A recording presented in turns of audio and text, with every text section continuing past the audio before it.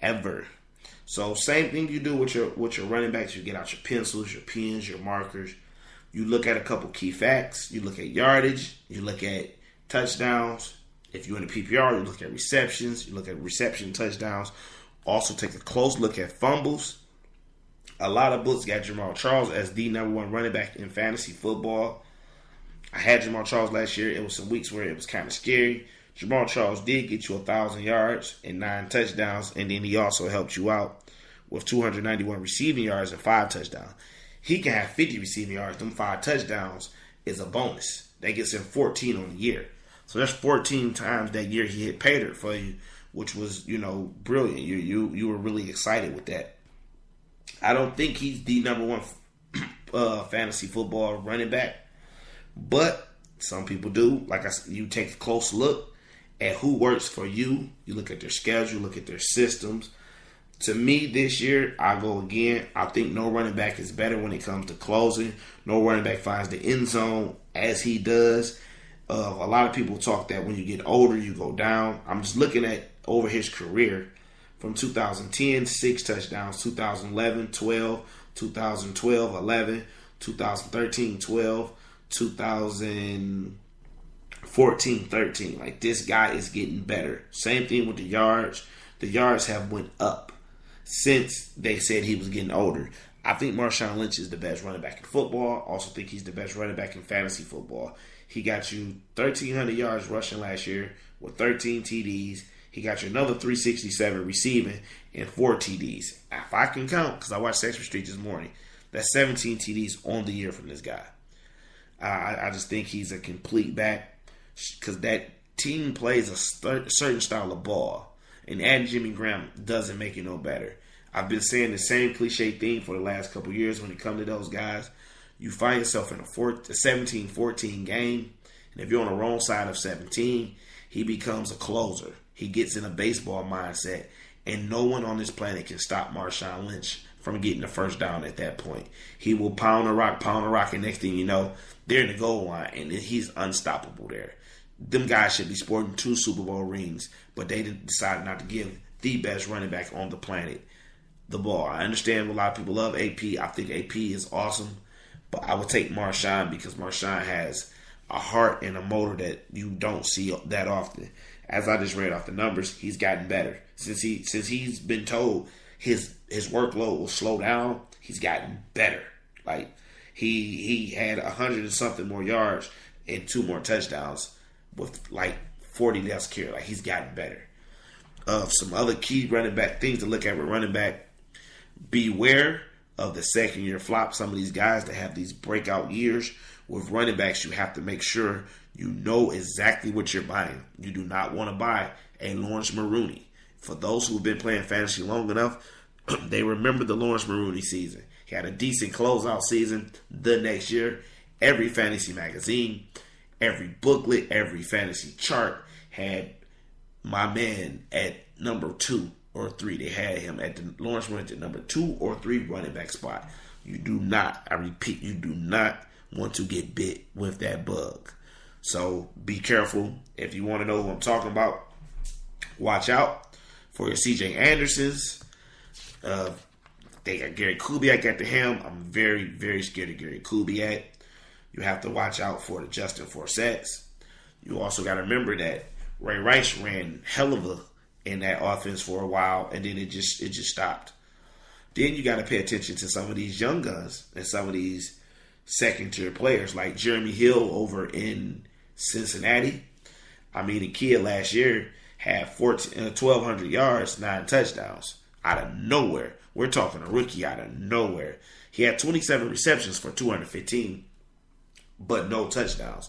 So he didn't give you that dual threat as one of the most slept-on running backs in all of football in Matt Forte. Matt Forte gave you 1,038 and 6 touchdowns, but he also got you 800 receiving yards and 4 touchdowns. So he got you 10 touchdowns on the year.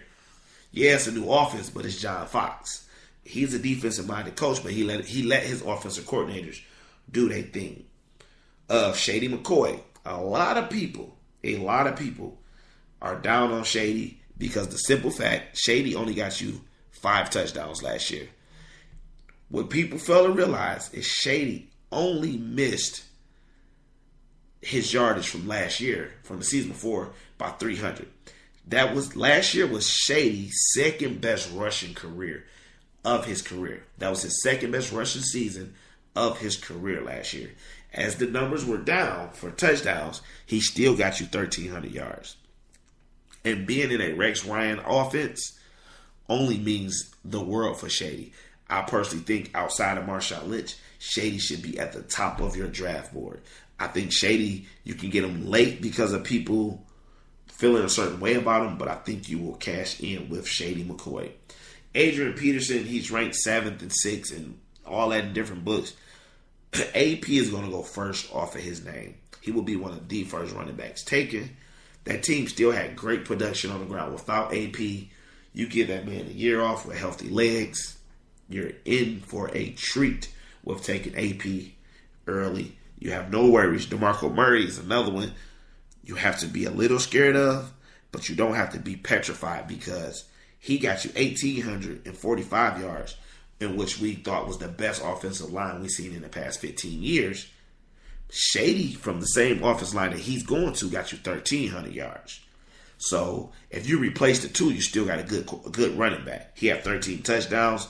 Let's say he only gets 6. He matched Shady numbers again from last year. Solid running back. Some good sleepers to look at. Look at Ty Gurley with the Rams splitting time over there with my man Trey Mason. Mark Ingram had a monster year last year. Finally, New Orleans let one running back run the ball, and we see what he can do. He had a hell of a year, just shy of 1,000 yards with 9 touchdowns. You're talking about a goal line muncher. The boy was a goal line muncher. Alfred Morris should have a big year. Don't necessarily know he's a sleeper. Should be a second tier. Giovanni should be coming back heavy. My buddy pointed out Jonathan Stewart. Jonathan Stewart should finally have a good year because he's by himself. Let's not forget Coleman in Atlanta. That should be a good look. Atlanta hasn't had a running game since Michael Turner. Also, pay close attention. Andre Ellington. He turned it on late last year, and he's a dual threat. Rookie Amir Abdullah with the Lions. They need a good running back out the backfield with some speed. We all know he can catch the ball out the backfield as well. With Calvin on the outside, Golden Tate on the outside. Hopefully we see the young tight end finally. It should be a good fit. I'm looking forward to seeing what that plays out. Patriots, I don't touch none of their running backs because they will blow. It will blow on you. Then they phone the ball. They can't touch it no more. Another little running back to look out for. I think Darren McFadden, because he's so down on everyone's list, if healthy behind that Dallas line that we think we seen last year, Darren McFadden may have a monster year. Darren McFadden is my biggest sleeper when it comes to running backs. I think you can get Darren McFadden late. And if you get him late and it works for you, I'm a genius. If you get him late and he sucks, don't be mad because you got him late. You can drop him. He should be going in like 7th or 9th round around that time. Two good players to also look out for is Isaiah Crowell and the other guy over there, Godly. I hate when I do that. It's Isaiah Crowell and I know the guy name because I had him. Terrence West. Those two rookies last year ran the ball pretty well together.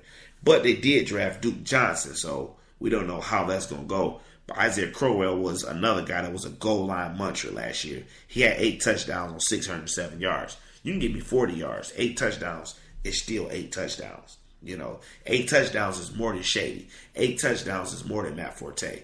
I'll take that. He was a savior last year. Chris Ivory is another good late one to get. Over there in New York, they did get some help on the outside with Brandon Marshall and a couple pieces like that. So those are some of the tips you should look for when drafting running backs. Gave you a couple names. We're going to give you a part 2 to this. We will break down wide receivers, tight ends, and defenses. Wide receivers we're going to go crazy. I have so much insight on wide receivers. As always, this has been a wonderful experience. I want to thank everybody for pressing play. Shout out to the whole One Take Podcast Nation for helping us continue to get this out. We will get back to you guys with some more fantasy talk because y'all know my saying, it's not fantasy, It is reality, and we out of here. You're listening to It's Not Fantasy, It's Reality. This is the time of year we wait for all the time, all year long. This is what we wait for. We ready? Yo, Jacksonville Jaguars has to be a team full of sleepers. You talking fantasy football and you're not looking at the Jacksonville Jaguars for deep sleepers.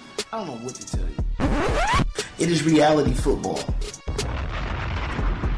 It's Andrew Luck all day. It's no better quarterback in fantasy football than Andrew Luck. You can keep your A-Rod, you can keep your Paytons.